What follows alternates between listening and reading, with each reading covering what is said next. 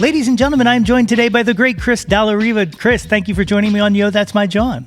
Thanks for having me. I'm excited to be here. So ever since your book was announced, which is Uncharted Territory, which is all about the Billboard charts and data, and which music and data are like two of my great loves, I knew that at some point we were going to have to sit down and have a conversation.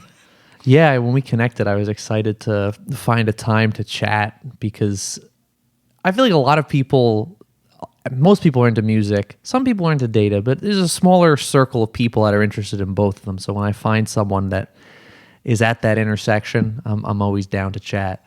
I love it. I always like to start these things off in the Wayback Machine. Tell me a little bit about yourself growing up. What was music like in your childhood? Yeah, I'm from New Jersey. I currently live in Hoboken, New Jersey, but I grew up in the suburbs, probably about 30 minutes from here, but still not too far from New York City. And I was always into music growing up. No one in my family is musical. My parents don't play instruments. No one was a singer, but music was always around the house. My parents were into music. And when I was in either 5th or 6th grade, I asked to start taking guitar lessons, and that started just a love affair, a deeper love affair with music. From not long after I started that, I was interested in playing in bands and writing songs and burning them to CDs and making people at my high school suffer through them.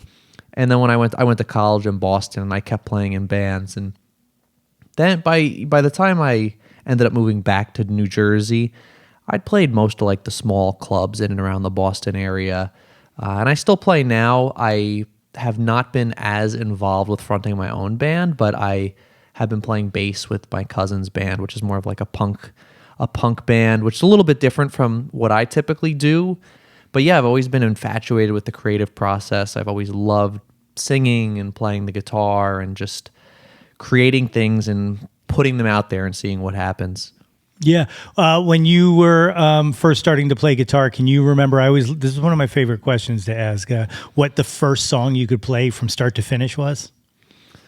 I believe that the first song I learned was Time of Your Life by Green Day. Okay, yeah. Though I assume the first time I played it, it was just strumming along to the chords and not actually doing the picking pattern. But I'm pretty sure that was the first one that I could play end to end. That's a good one. The first one I could play start to finish was Unsung by Helmet, and it was just because it was in drop D, and I don't know that I was playing it right, but it's just very repetitive, and I was like, I got this. Like, there are many songs that I would do that with, where I was like, I thought I was playing it right, and then you see a video or you actually look at a tab, and you're like, actually, I'm not doing this right.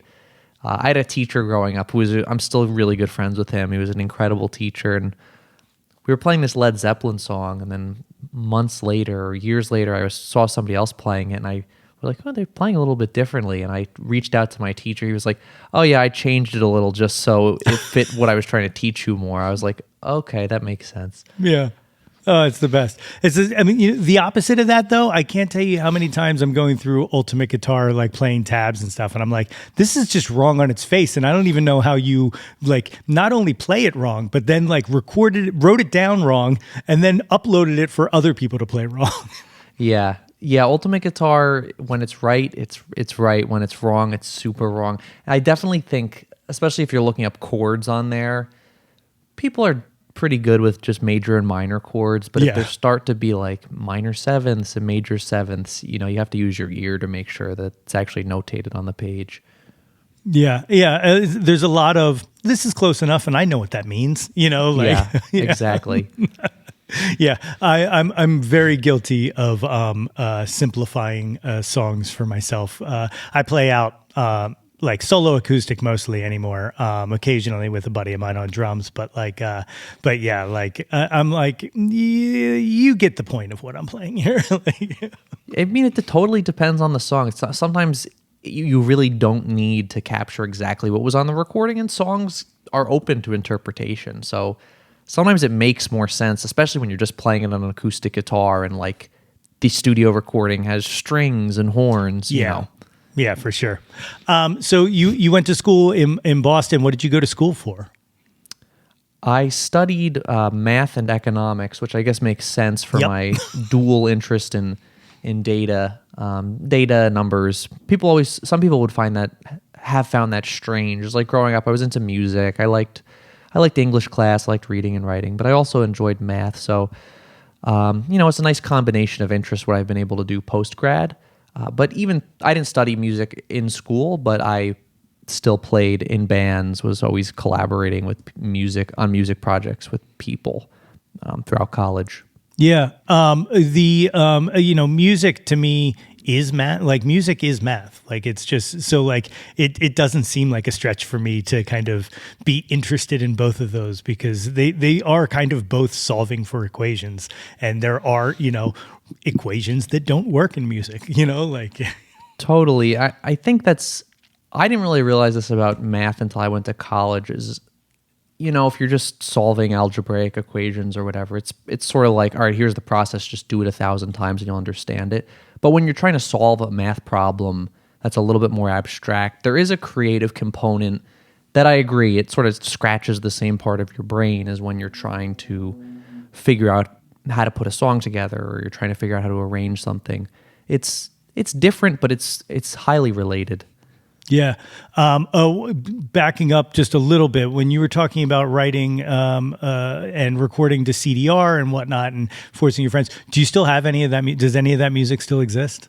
Oh, yeah. It still exists, certainly on my computer. There is one project, I actually regret that I did this. It was like the first project I should go back. And the stuff I would give out to people is just like recorded in my bedroom. And then I went to a studio once when I was like a freshman or sophomore in college, and I recorded a couple songs. I took that off the internet, which I regret because even though I don't really like it that much now, I mean, I think it still shows your creative progression. But the CDs I would hand out, all the music still exists in all of its glory, good and bad. Yeah. I love revisiting stuff like that, especially because like there are things I did in early songwriting that I would never do now. And I don't know why I did them then because like they don't kind of music theory, they don't make sense, but they work. And I just wish I kind of had that like lack of knowledge to just explore and go, no, this is the chord I'm going to, Totally. I feel the same way all the time now. I feel like sometimes I'm a little bit too cerebral about the way I'm writing, or I'm thinking about it a little too much. When I had less knowledge, I would sort of just let it pour out of me. And there are certain things I certainly do much better now just from years and years of practice. But sometimes you want to be able to tap into that abandon or that, just the idea of not thinking as much about what you were doing when you were still just trying to figure out what's going on the fretboard. Yeah, exactly. And like, a lot of times for me, it's like, I try to recapture that, like, oh, you know what? I know that this is supposed to be a minor, but let's just try something different, and it just doesn't work the same. Like, I think it's because, like you said, I'm so in my own head, like, I know that this isn't right, that I can't make it right, Yeah. My guitar teacher growing up was really into alternate tunings. And he would often say that sometimes when you put the guitar in a different tuning, it makes it feel like you're picking it up for the first time again. And I definitely get where he's coming from there. I mean, still, you have enough knowledge where you could still quickly sort of piece together what's going on in the alternate tuning, but it does make it feel like a new instrument, which is sort of cool. Yeah, for sure. When did writing start for you? Like I said, growing up, I enjoyed writing, but I never did a ton of writing publicly in the same way that, if there was ever a school talent show, I would be up there playing songs. It wasn't until I started this project where I was like, oh, I sort of am on the way to writing a book. I want to try to get this thing published, but I had no reputation as someone that wrote stuff, so I had to put my writing out there more. So really only probably in like the last 6 or 7 years have I been writing publicly. But I've always enjoyed writing, but I was always preoccupied with music where I was not writing, essays or newsletters back then. There's only so many hours in the day, as you know. Yeah, Definitely true. Because I think the first thing I remember reading, or the first time you kind of came, in front of my computer screen or phone or whatever it was at that point, was the article about key changes, about where is the key change gone? Because it's something like that. Like that was like the first time where I was like, oh my God, somebody else is thinking about the weird things that I'm thinking about. And then, like I said, when I heard about the project of the book, and kind of going back and tracking, for those who don't know, Uncharted Territory is literally, you listen to how many decades of number ones for Billboard number ones? Yeah, every number one since the Hot 100, which is the pop chart, which was founded, which was August 1958. So it's about 1,200 number one hits over 6.5 decades. What did you cap it off at?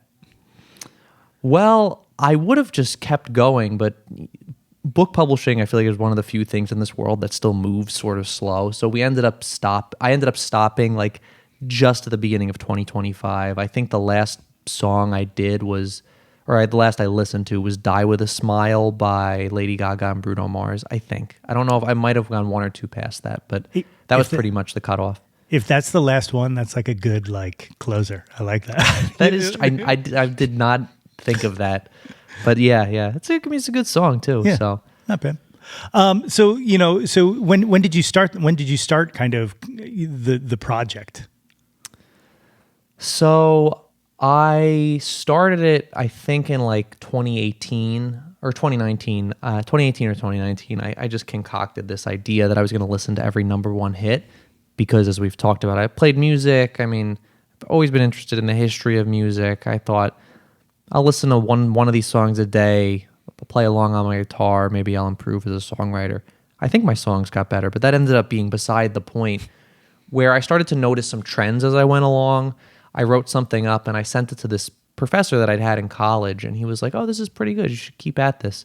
So over the years, I would just listen to one song a day, and I started tracking information about them because at the time I still work with data, but even out of college I was working a spreadsheet job, so I was very I was used to tracking things in spreadsheets, so I would just notice patterns from things I was tracking, write about them, and eventually I had the makings of a book. But like I said, I'd never published anything, and it's very hard to get a book published if you've never published a word of writing anywhere.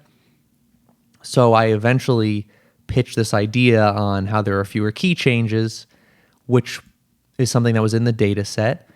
And this cool website called Tedium agreed to publish it. And it just went mega viral. I mean, still to this day, I've occasionally done other things that have had some virality online, but this was a whole different level. And still, when I talk to people, I'm not surprised that's what you brought up.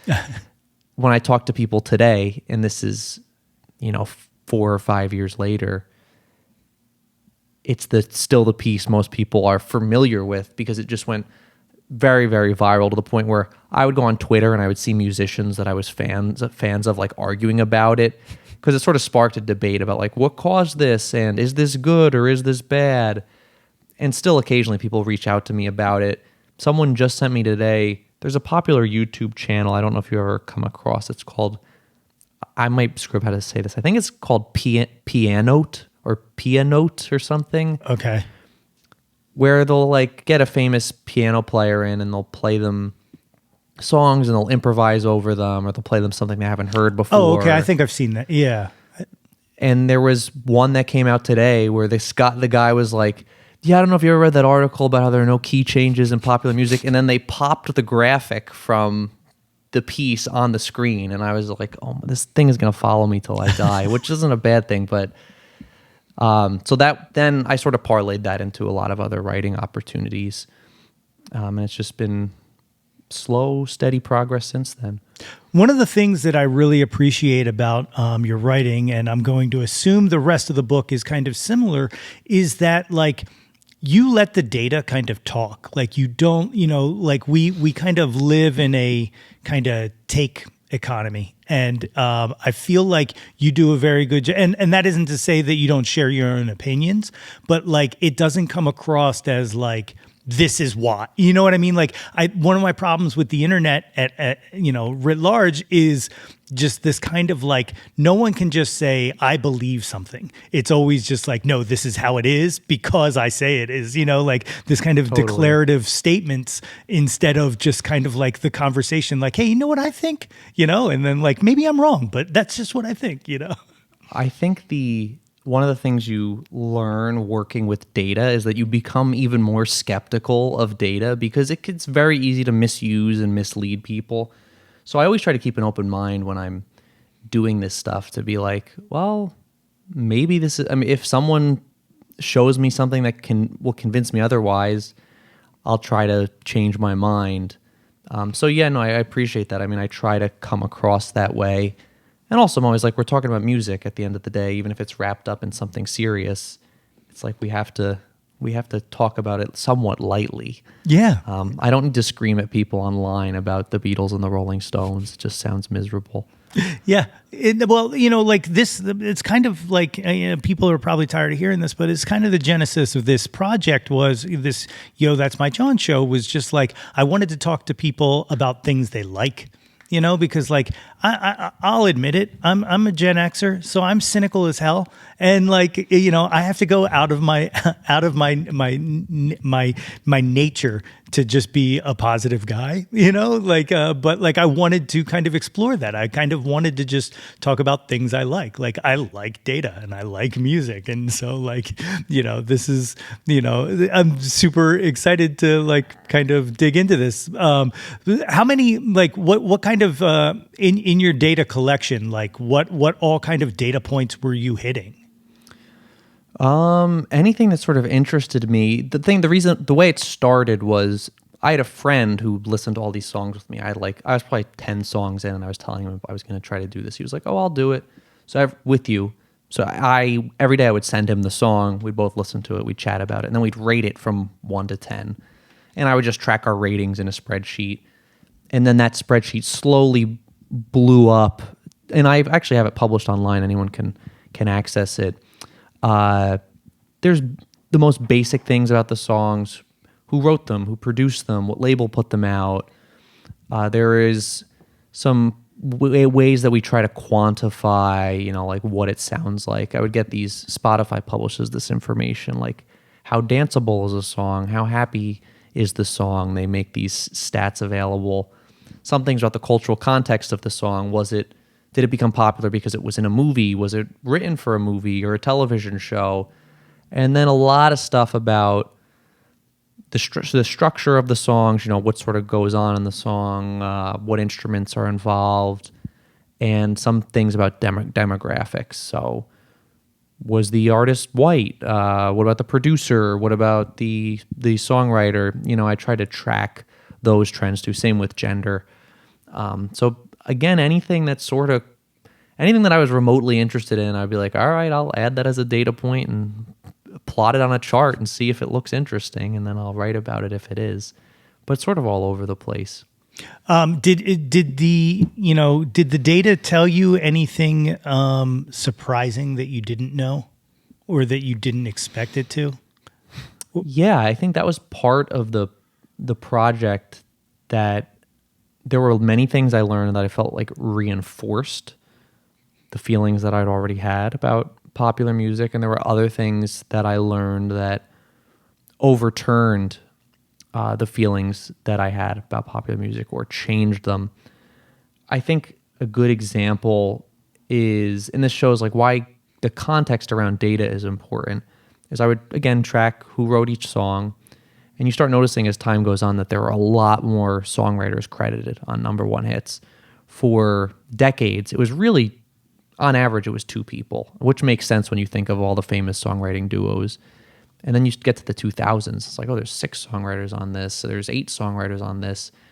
And the chart just sort of goes along for decades sitting at 2, and then it shoots up to like 6 or 7.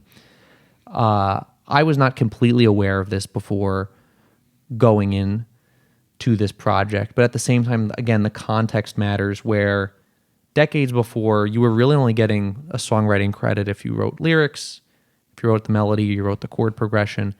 Now we dole out songwriting credits for things that would traditionally be considered production. Like, oh, you made the beat on this song, you're getting a songwriting credit. Or you sampled this earlier recording, we have to credit all the people who were involved in that earlier recording. To the point where now when I think about it, like if the Beatles were around today, George Martin would probably have gotten songwriting credits on some of the songs. Or even, people get songwriting credits for beats on songs. Would Ringo have gotten a songwriting credit on I Feel Fine because the drum beat's so electric? I don't know, but I think this was a good example of something that a trend I was not completely aware of, and you could point to that and be like, wow, songwriters are so much less talented today. It requires so many more people to write a hit, but then you also have to take into account the context around the data, so you're not using it to deceive people in a way. Yeah. Yeah. I don't know if this popped up, if it's in your book or what, but it's something that has confused me for a very good portion of my life. What happened to the saxophone? We used to love the saxophone. Now we barely love the saxophone. We did. Someone, it could have been you. Someone asked me this a couple months ago, and I do track in this data set, like, does song have saxophone? And the sax is around through the 60s and the 70s. It sort of launches into the stratosphere in the 80s, and then it falls off. You very rarely hear a saxophone in a pop song these days. I think there's a Katy Perry song that has an alto sax, and I would guess Shake It Off by Taylor Swift has a sax somewhere in that horn line. I don't know exactly what happened. I think horns in general are less popular in popular songs. I don't think they're as popular in the hip-hop scene, and hip-hop's been the dominant cultural force for, 30 years. At the same time, when I initially published this idea, when I published a chart about this, someone suggested that by the end of the 80s, Bruce Springsteen was so popular that everyone was done with the saxophone, which I don't know if that's true, but I thought it was a funny theory. I like it. I can live with that. Being an East Coast guy, like I'll take that. Like, he did it all. What else can we do with it? Exactly. It felt like it was so prevalent early in my life, and then like it's just nowhere now. It's so weird. Like, is there anything else like that kind of that was like popular for a very long time and then just kind of disappeared from the zeitgeist? Yeah. There's. The key change is the big one. Same thing with string arrangements. You don't hear as many orchestral arrangements in popular songs. I just wrote something short about that today. Same thing with horns and string arrangements. And, you will sort of hear string sounds in songs now, but for the most part, there are synth patches. People are playing those on keyboards. Those are the two that come to the top of my mind in terms of instrumental arrangements. Oh, another one, introductions. Song introductions are much shorter, to the point where they basically don't exist, where if you go back to the 60s or even earlier, the 40s and the 50s, there would be like a dedicated lyrical section that was an intro. When you think of like old Broadway show tunes, sort of like a half-sung intro, and then it goes into the song. That does not exist. That barely existed in the 60s, and then maybe you would get instrumental intros in the 70s, but now it's just like, let's get to the point, which is a little disappointing sometimes. Yeah. I feel like, a lot has been discussed about kind of the effect of TikTok and streaming on things, but like, it makes sense. Like you got to grab them so quick now because the attention's gone and there's something else right there ready to be heard, Totally. And the sad thing is I think of so many great songs that have these long winding introductions that would it play well on TikTok? No, probably not. Would it play well on streaming? I don't know. Artists, one of the main threads of the book is that artists often are responding to incentives, whether they're technological or economic, and I think that's another example of that. How about, so here, I don't know if you were involved in this or not, but I know Billboard had a conversation maybe a year ago about bands and groups, and the pop charts, like Yeah, How dead. did like how? I mean, I understand it because like everybody's at home in their in their bedrooms doing everything now. But like when do you think, or I guess what does the trend line look like of when that just kind of died? I think I mean, there's still bands in the 90s. I think it really starts to falter in the 90s. The height of bands is really the 60s with the British invasion that bleeds into the 70s, to the point where I started thinking, like, was that just a weird aberration that bands were very popular? Because when you think of stars before the 60s, it's a lot of solo artists, Elvis Presley, Frank Sinatra, Bing Crosby. They were usually playing with a big band. But still, I almost think that this era of bands was highly concentrated in the middle of the 20th century. I don't know exactly what led to that change. And bands are certainly popular through the end of the 1900s, but by the time you get to 2000, I mean, they're on the way out. This day and age, they almost seem like a relic. Again, I think part of it comes back to hip-hop. There were hip-hop groups, but there largely hip-hop seemed to be about DJs and rappers and really solo artists, to the point where groups were not as big a part of the scene, even though there were, of course, legendary hip-hop groups. At the same time, in this day and age, I think there is also an economic consideration there, whereas recorded music doesn't return as much money. A lot of it's there's more money seemingly to be made on the road. So if you're just selling a record, like, the economics might not make sense to put a whole group together. And to your point, you could record in your bedroom. I could sit here with a bass and a guitar and a couple drum loops, and I could have a song. So it's probably a confluence. As with all of this stuff, it's a confluence of a bunch of factors. But that is a great observation. There are more solo artists these days than there were 30 years ago. Yeah. The one of the other things that I was thinking about, just kind of imagining what it would be like to listen to kind of the history of the pop charts, as you did. Are there in your own lifetime? I mean, obviously there's going to be ones from the 40s, 50s, 60s, back then or whatnot. But from your own lifetime, are there songs that hit number one that you're just like, I don't remember this existing at all? Yes, I was born in 95, so I feel like I'm sort of or more musically cognizant by the early 2000s. And I was just talking to someone the other day about the Thong Song by Cisco, which was not a number one hit. It peaked at number 2, I think. But Cisco had a number one hit called Incomplete.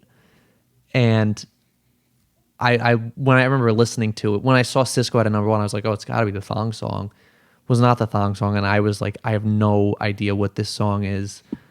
There were a couple others from that era. Stutter by Joe. I remember that one, yeah. Featuring Mystical, I think. Yeah, they're just like a couple random early 2000 songs where I don't remember as much. By the 2010s, when I was in high school and college, I'm pretty much have a strong grasp on those. But even more recently, there were a couple number ones that were by solo members of BTS, the K-pop band.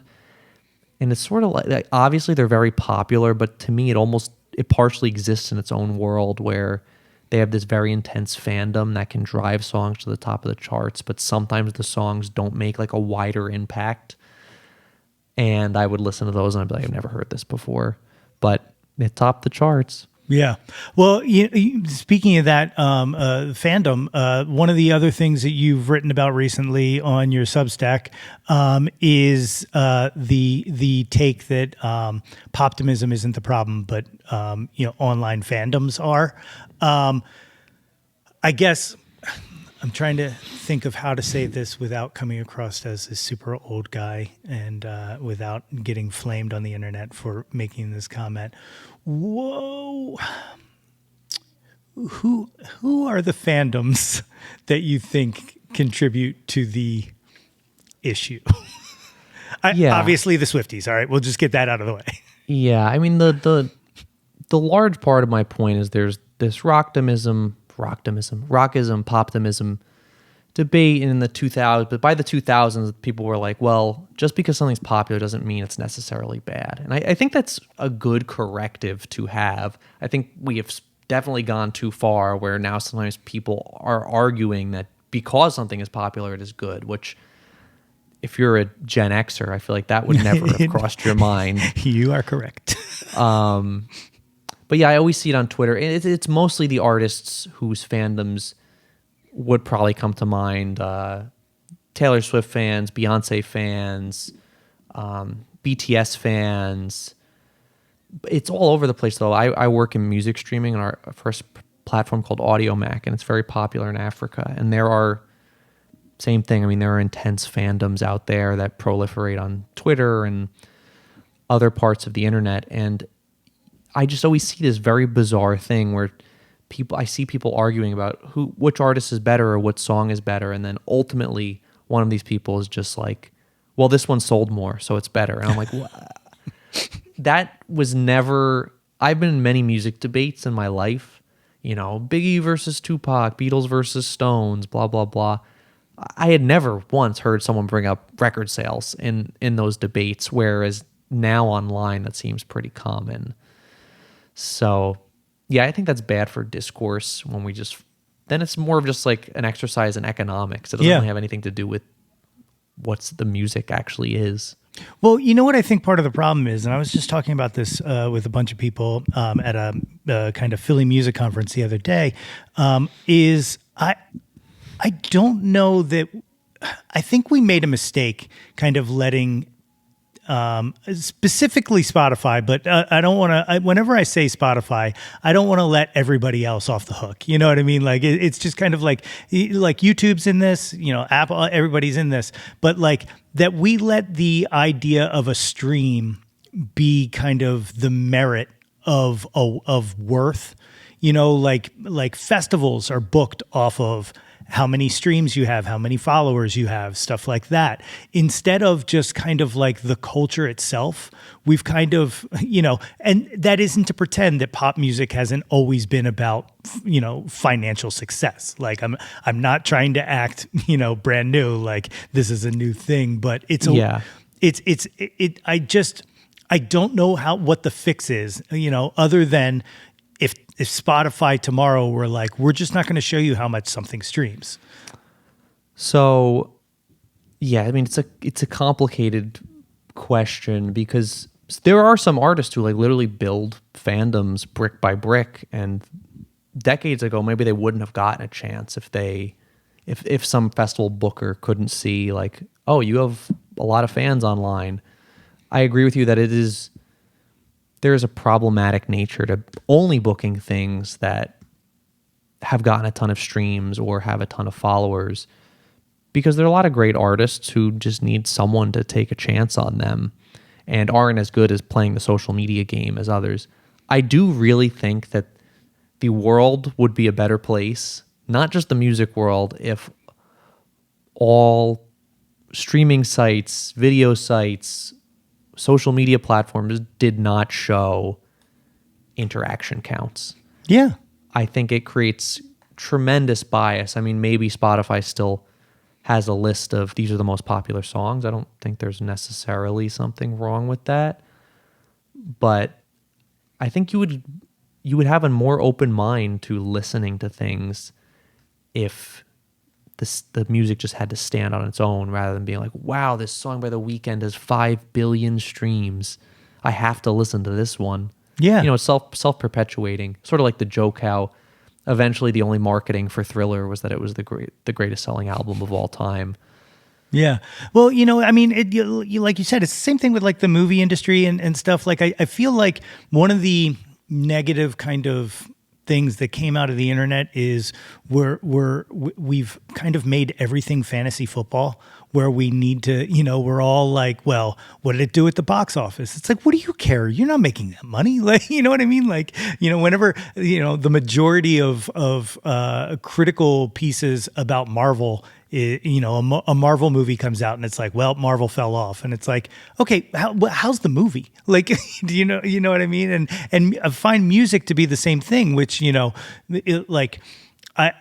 I feel like that it's the tides are kind of changing a bit, because I was actually really interested in the discourse around Life of a Showgirl, because the usual kind of it did these numbers didn't stand. And it didn't stand even within her own fandom, because like even her own fandom was kind of split down the center of, but is this good? Do we like this? You know what I mean? And like, I feel like that's healthy. I like seeing that, you know?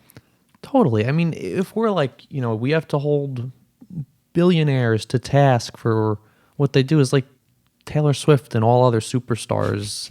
It's the same deal. I mean, you don't want to just take what someone produces or a business someone runs for whatever they say.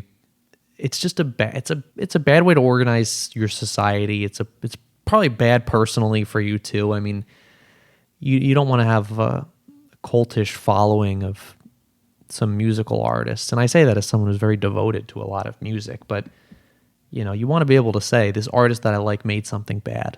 I don't think that's crazy. And I agree with you. I know the record still sold a gazillion copies, but I felt like this was the first time that I have seen a more muted reaction to one of her albums. And there were still some glowing reviews. The one in Rolling Stone comes to mind, which I personally thought was kind of ridiculous. A little bit, yeah.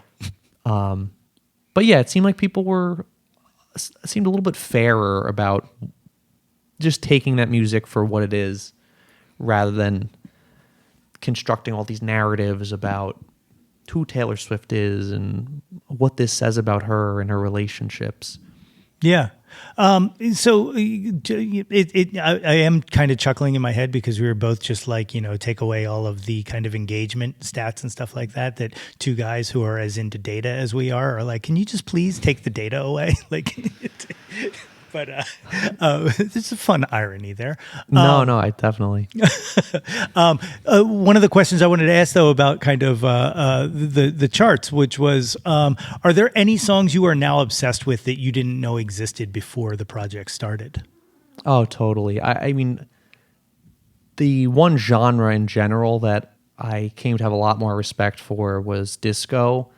I had a very particular vision of disco as just like this ultra produced genre of music. And I've said this in other interviews, there are disco songs that are exactly like that, like the cheesiest possible music that you could ever hear. But it's a very, very rich genre. And like when it's done well, it's unbelievable. And I felt like I learned that with most genres. I've learned to have a more open mind, where you probably don't dislike every song in a genre, except in maybe small cases. It's, you know, genres of music are big worlds, and there's probably something in there for you.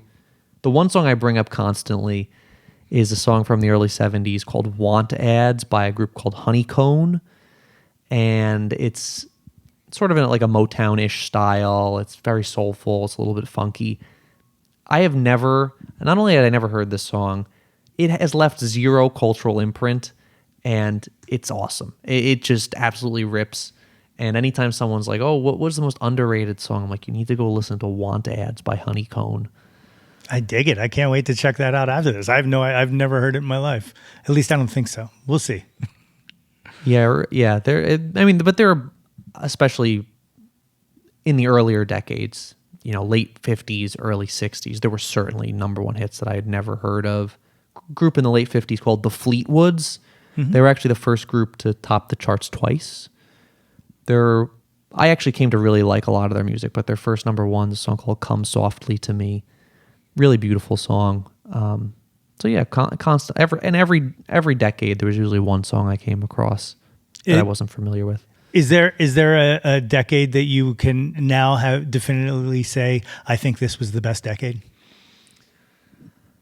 You know, I hate to give the people that were alive and making music in the early 60s even more credit, but the mid 60s is quite spectacular, because it's the Beatles, it's the Rolling Stones, it's the Beach Boys, but also Motown is putting out a ton of great music. It's just like a lot of great stuff at once.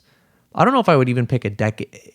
If I have to pick a decade, I guess the 60s, but I feel like there was a period from like 65 to 75, which was quite good. Yeah. As I always, there's a lot of bad stuff too, but the highs are very, very high then. The other thing is from that time period, I feel like variety of what you would find.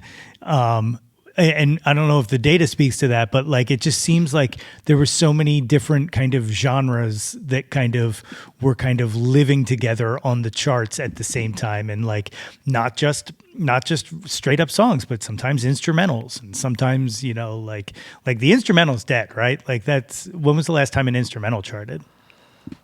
Well, if you're a little bit generous with the use of some words, then the Harlem Shake is an instrumental, I'll other take than that. saying do the Harlem Shake. But before that, it was mid 80s, the theme from Miami Vice. And then I think before that was the Chariots of Fire theme. And then there's a couple disco instrumentals. But yeah, you're totally, I mean, by 75, 77, the instrumental is largely dead in popular music. But I agree with you in some regard that 60s period it felt like a crossroads of sorts, because jazz was sort of becoming less popular. You sort of have folk music becoming more popular in the US, the British invasion. You do still have the remnants of that instrumental, like surf rock music that was popular at the beginning of the decade. I mean, it's certainly an exciting time in popular music. I think there's good variety in most periods. There's a lot of people out there making music. But I agree, and like I am infatuated with a lot of the different scenes that were popping off at that time in the 60s. Yeah. Yeah.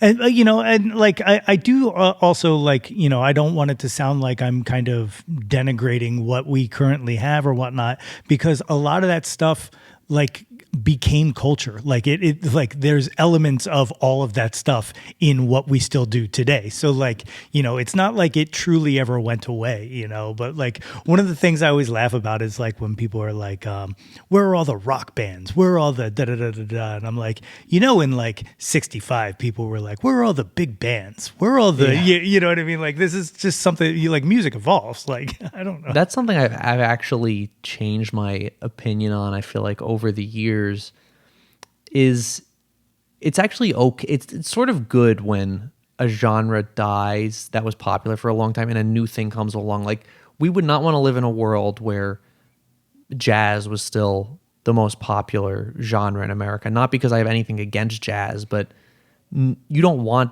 like a hegemonic force like that. To me, that means culture is dead if things are not changing.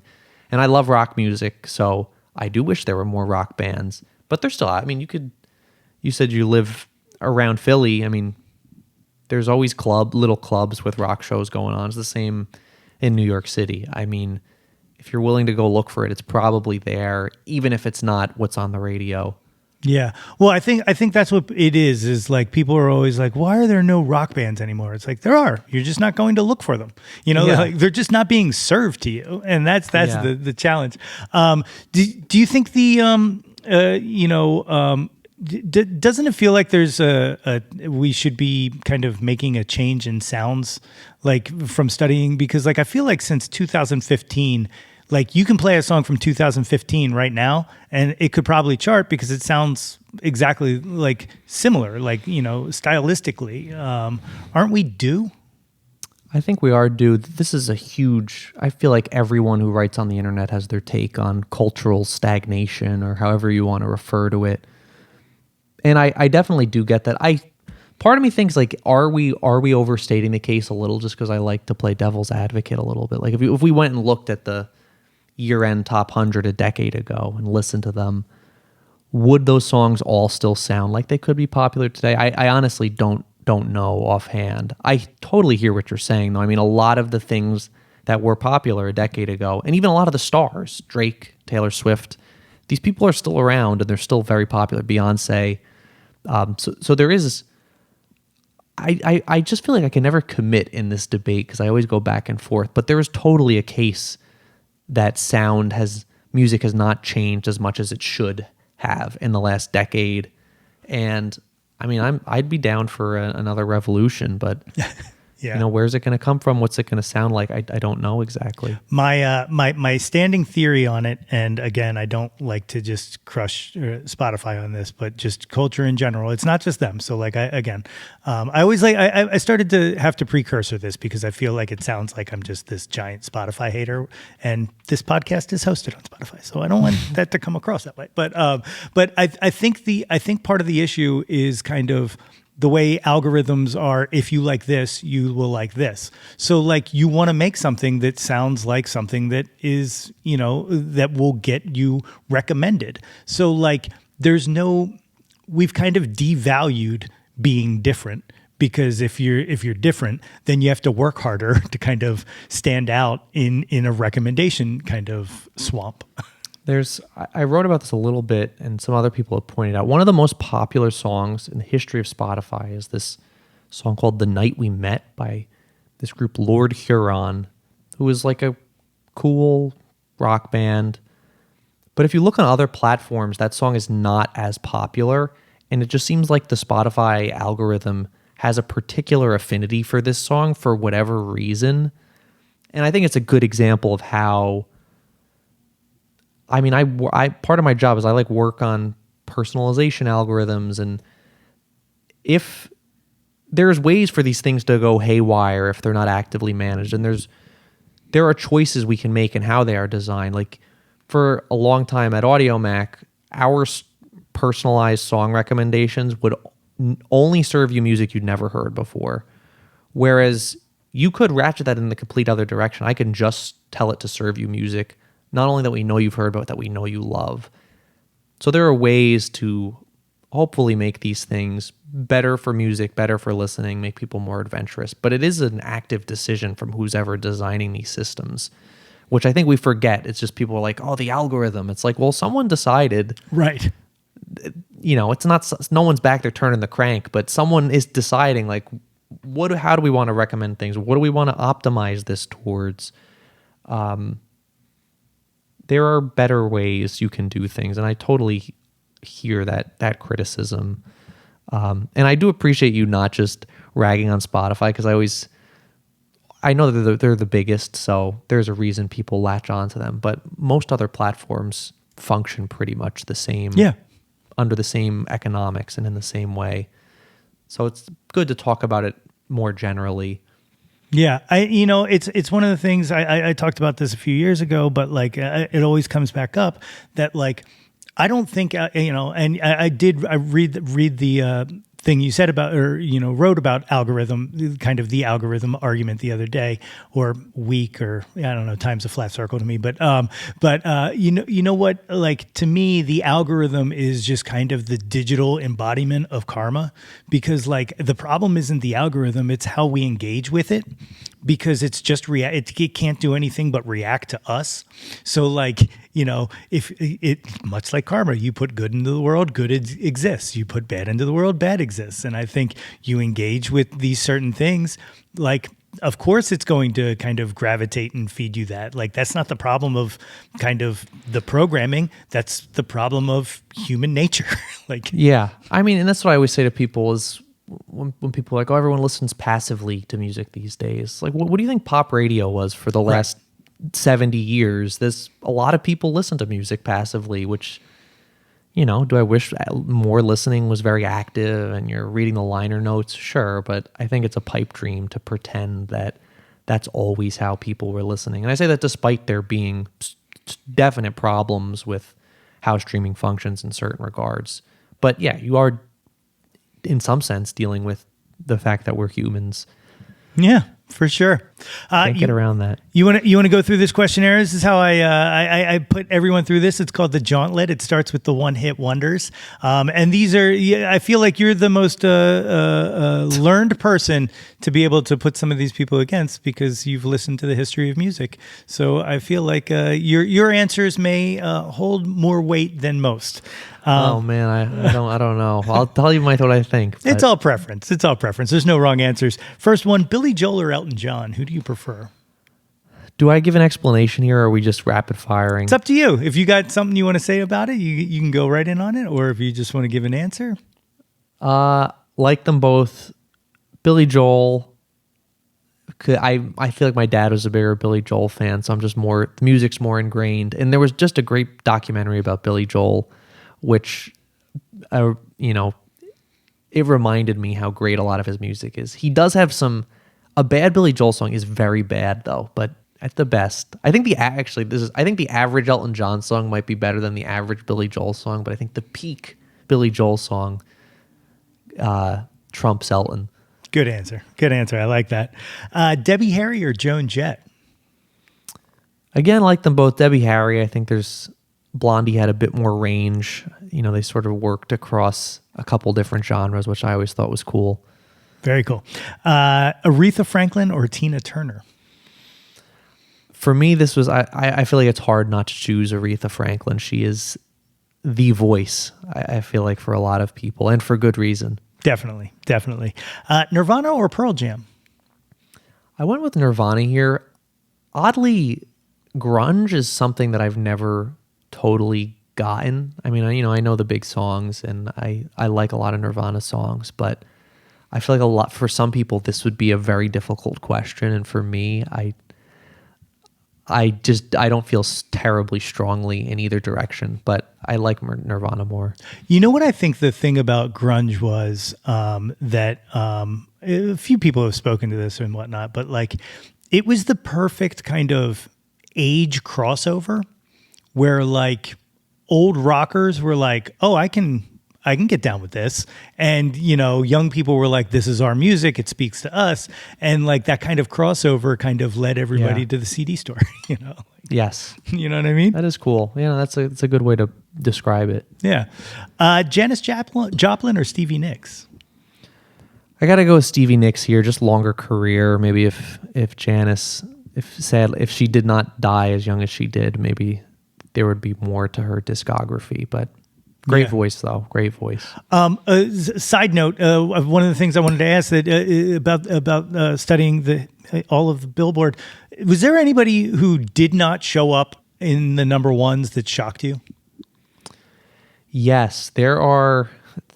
This is sort of a fun fact. There are 3 artists who wrote a number 1 hit, but only ever got as high as number 2 themselves.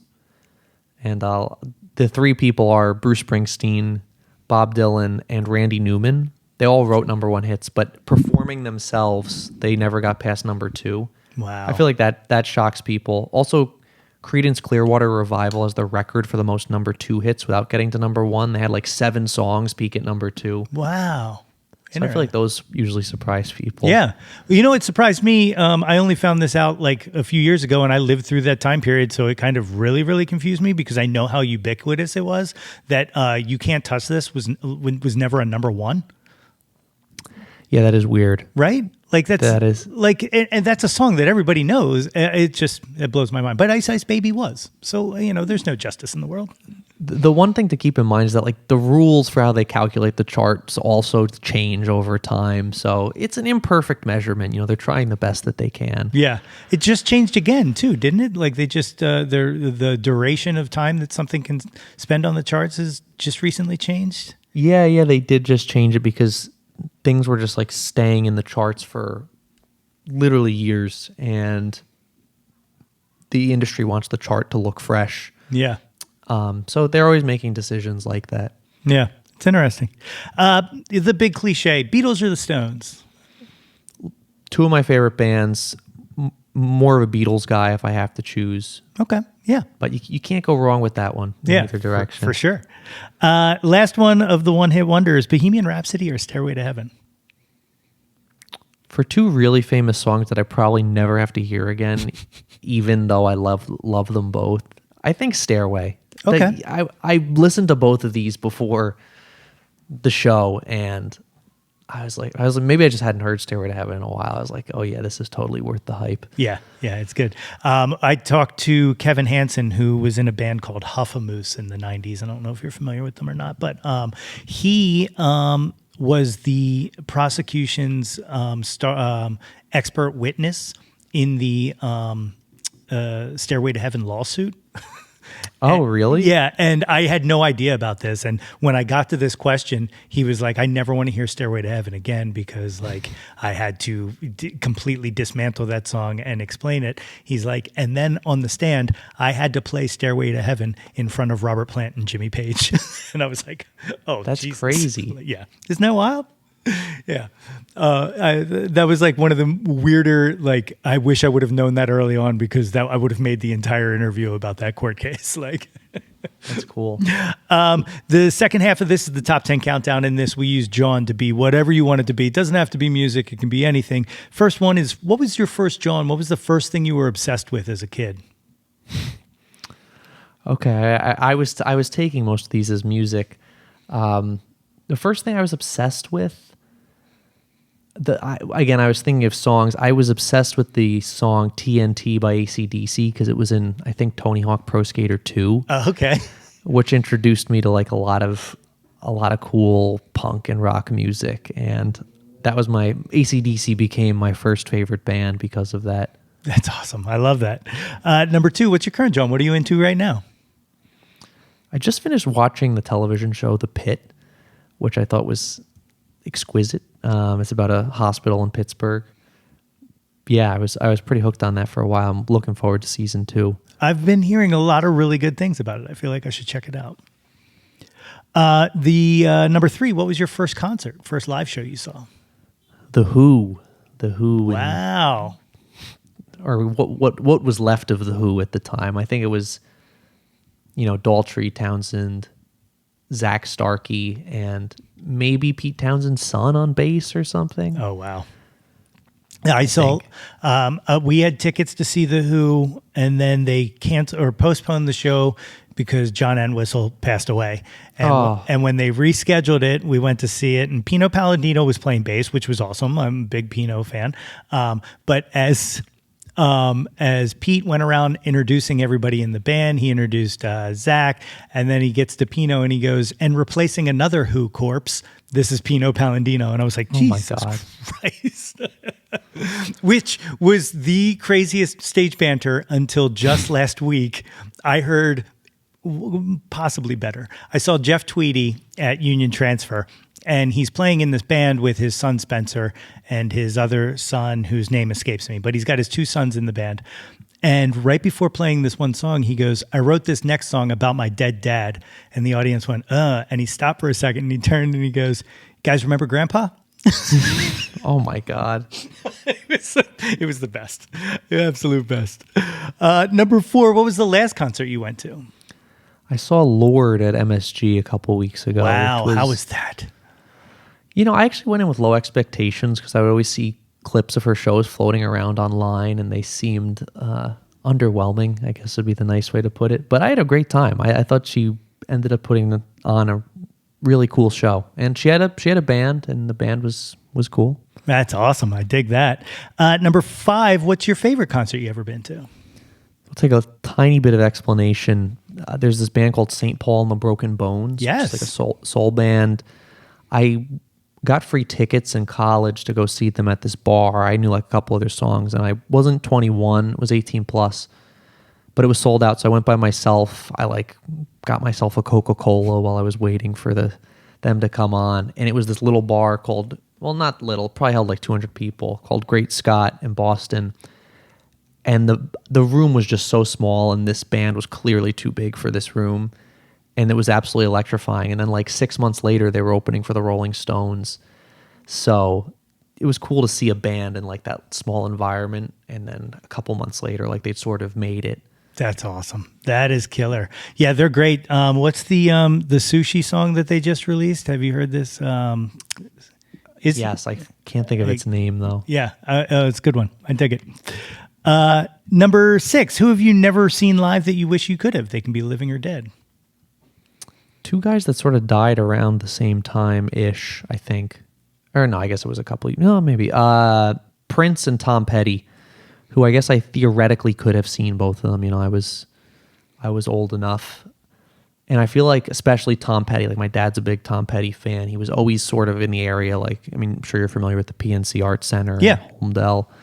I feel like he always was sort of playing there. And my dad never saw him either. So big regret there. And Prince would have been awesome, but Yeah. too bad. My here's my two. You just named two sad ones for me as well, because Prince. My parents bought a ticket for me to go see him with them on the Purple Rain tour, and but then found out, because I was a little kid at the time, found out what the stage show was like, and then sold my ticket. But they went without me. And then Tom Petty. I went to see Tom Petty and the Black Crowes, and in the middle of the Black Crowes set, a friend of mine got in a fist fight with somebody in the lawn, and we left before Tom Petty came on because of that, because it just kind of ruined the whole time. Even though he wasn't at fault, like it just happened, and like the other guys got kicked out, and then we were just like, we should probably go, and we left, and with the understanding, well, we'll just catch Tom Petty next time. And then there wasn't a next time. That's horrible. Yeah. So you named two that I have missed as well for reasons. Number 7, name an unappreciated Jawn, something you wish people paid more attention to. And this could be anything? Anything. So I was going to say Want Ads by Honeycomb again, but we already talked about it. So I'll go completely different direction. There's a podcast. It is popular. It's called Heavyweight. I think this should be like preserved in the National Archives. Basically, people just come to this guy, Jonathan Goldstein, and they're looking for someone or something, trying to track down a person they sat next to at a restaurant once 20 years ago that for some reason affected their life. And he's like he's just a podcast host, but he's very good at finding people, and it's a tremendous podcast. That's awesome. It'll make you laugh and make you cry. That is cool. I got to check that out. Speaking of podcasts, I forgot to mention you were on my pals Charlie and Nate, Switched on Pop.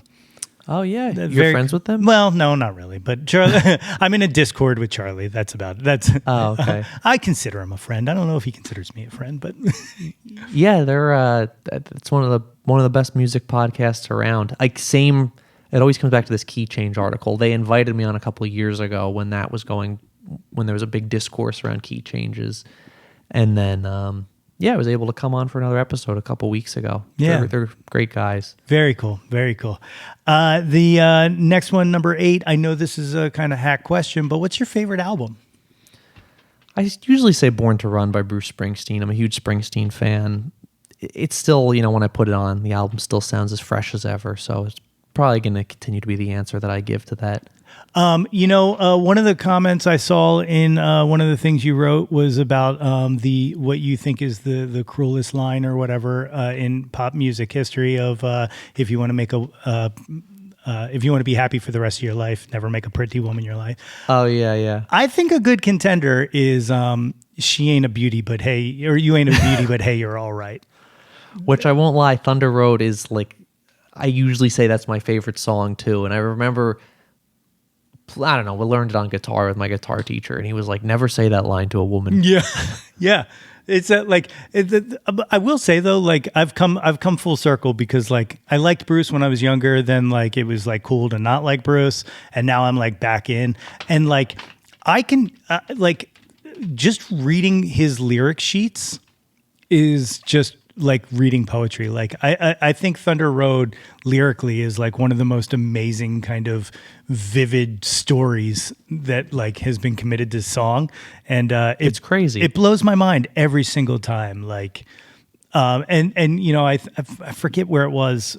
Maybe it was like the World Cafe did an interview with him or something like that, and they asked him to just kind of read the intro to it, and just I just hear it in his voice now, and it's just like just reading it, it's just amazing, isn't it? Like, yeah, it's wild. But she ain't a beauty, you ain't a beauty, but hey, you're all right. That's all right to me. Like, yeah, no, come on.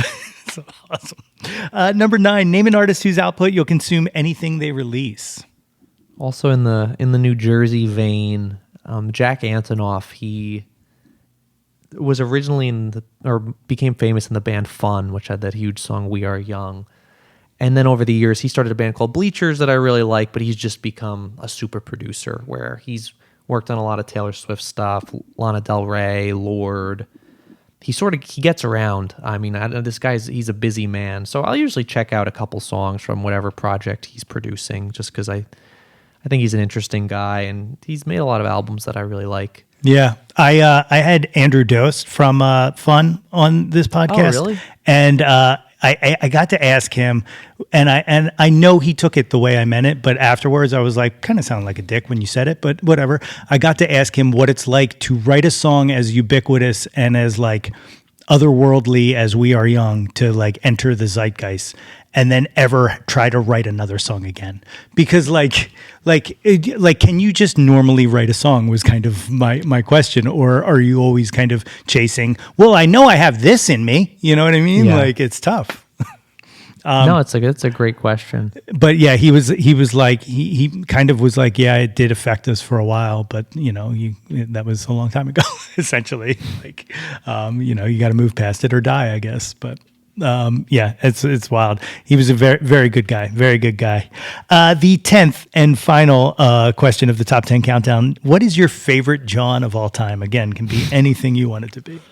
I was gonna say Thunder Road, because I thought we were just talking favorite songs, and I did feel stupid saying Born to Run and then Thunder Road, back-to-back answers. But I am a huge Springsteen fan. Here, I'll give you something else. I am kind of infatuated with the book Moby Dick. Really? Which is, you know, the huge 1,000-page book about a guy trying to chase down a whale. It is, I've read it twice. It is, it's nothing like you would expect it to be. It's just a bizarre, beautiful, crazy book that I know I'll never convince anyone to read a 1,000-page book that, you know, even high school English teachers don't want to teach, but I'll still try. That's awesome. I love it. Great answer.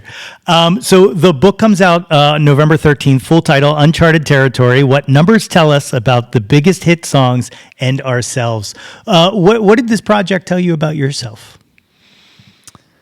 That music is, I wrote this over so many years, and like in the middle of this, the pandemic happened, and I remember listening to a ton of disco dance, 70s dance music, like during the height of the pandemic, where like people weren't traveling as much. And I was like, man, you're supposed to listen to these songs with other people, and music. It just was a reminder that music is a social art form in a way that a lot of other art forms are not. And I feel like that's the probably top thing I kept coming back to, is that music is a communal thing. It's something we share together. It's something we sing together. It's something we talk about together. And as much as fancy headphones and digital streaming make us think that it's something we do by ourselves, it's very important to share it with other people. Ah, it's beautiful. I love that. And then you're having a release party on the 14th at the Mile Square Theater in Hoboken. Is that right? Yes, I am. Yeah, we still got some tickets to that. It should be fun. I'll be doing a little talking, and then I'm going to be having a conversation about the book with my friend Walt Hickey, who he wrote a different book called You Are What You Watch, which is about like which is about television, movies, and data. So it's sort of a sister book to this. It should be a lot of fun. That's awesome. And what's the website address for the Substack? Can'tgetmuchhigher.com. I should have picked a title that was a little shorter, but yeah, Can't Get Much Higher. If you search my name, Chris Dalla Riva, it'll come up. I'm all over the internet, for better or worse. As someone who has to type out the words, yo, that's my Jawn continuously, I feel you. You know, we didn't really talk about it, but also you released an EP this year, right? The back in May, or did it just go up in May? Yeah, I guess it's supposed to be I usually put out a couple songs every year. I am in the midst of trying to put out my first like full-length album. I usually would put out EPs just because it's easier to finish an EP. And then the book got in the way. So hopefully I'll finish the album next year. So far, I believe I have three or four songs out from it. So that was the last release. I packaged all the singles okay. You waterfalled it. Very nice. Yes, the classic waterfall. The waterfall. But you could view it as an EP. Yeah, I'm excited about it. I work with a great guy named Max Rausch in West Orange, New Jersey. He has a cool studio called Domestic Bliss. And yeah, hopefully after the new year we finish the project. It's exciting. I can't wait to hear it. I can't wait to read more, and I can't wait to read this book. Chris, it is absolutely fantastic that we got to chat. I want to thank you so much for coming through here, man. Yeah, thanks for having me. This was a ton of fun.